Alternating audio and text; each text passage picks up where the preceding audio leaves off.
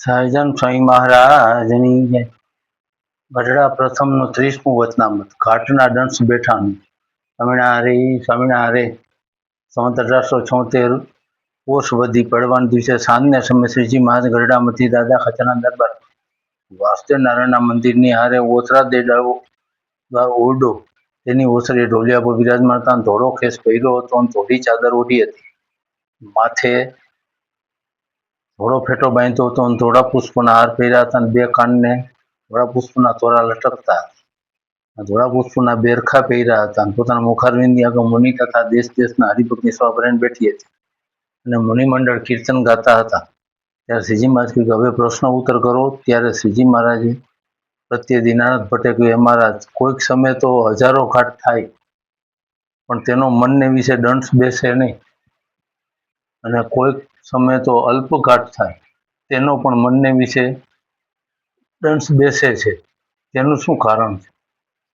અને ભગવાનના ભક્તને મનના ઘાટની નિવૃત્તિ થયાના 100 ઉપાય છે. ત્યારે શ્રીજી મહારાજ બોલ્યા છે, એનું કારણ તો ગુણ છે. તે જ્યારે તમોગુણ પ્રધાન હોય તેમાં ઘાટ થાય તો સુષુપ્તિ સરખી અવસ્થા રહેતી હોય, માટે તેમાં ઘાટનો દંશ બેસે નહીં. જ્યારે સત્વગુણ વર્તતો હોય ત્યારે પ્રકાશ જેવું વર્તે, તે સમયે જે ઘાટ થાય તેને વિચારે કહીને ખોટા કરી નાખે, માટે તે ઘાટનો પણ દંશ બેસે નહીં.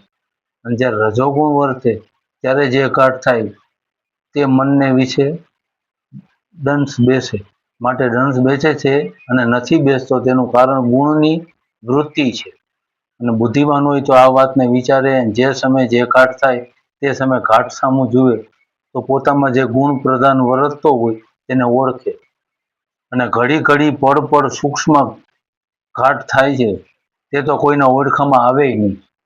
અને તમારા જેવો કોઈ બુદ્ધિવાન હોય તો આખા દિવસમાં 3-4 સ્થૂળ ઘાટ થાય અને તેને ઓળખામાં આવે છે. અને જે ગુણને પ્રધાનપણે પોતાના ઘાટમાં થતા હોય તે સામે દ્રષ્ટિ રાખે અને સત્સંગમાં જે ભગવાનની વાર્તા થાય તેને ધાર્યા વિચાર્યા કરે તો સત્સંગનો પ્રતાપ એવો છે કે જે ગુણના ઘાટ થતા હોય તે ઘાટની તેને નિવૃત્તિ થઈ જાય છે અને નિરુત્થાન થઈને ભગવાન અખંડ પરમેશ્વરના સ્વરૂપનું ચિંતન થાય છે.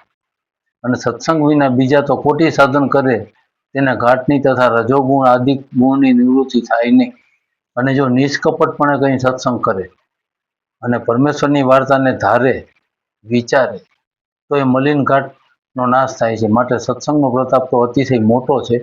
અને બીજા સાધન છે તે સત્સંગ તુલ્ય થાય નહીં, કારણ કે કોઈ સાધને કહીને ઘાટની નિવૃત્તિ નથી થતી અને તેની નિવૃત્તિ સત્સંગમાં થાય છે. તે કારણપણા માટે જેને રજોગુણ સંબંધી મલિન ઘાટ ટાળવા હોય તેને મન કર્મ વચને નિષ્કપટપણે સત્સંગ કરવો, અને તો સત્સંગના પ્રતાપથી આ ઘાટની નિવૃત્તિ થઈ જશે. ઇતિ વચનામૃતમ. સહજાન સ્વામી મહારાજની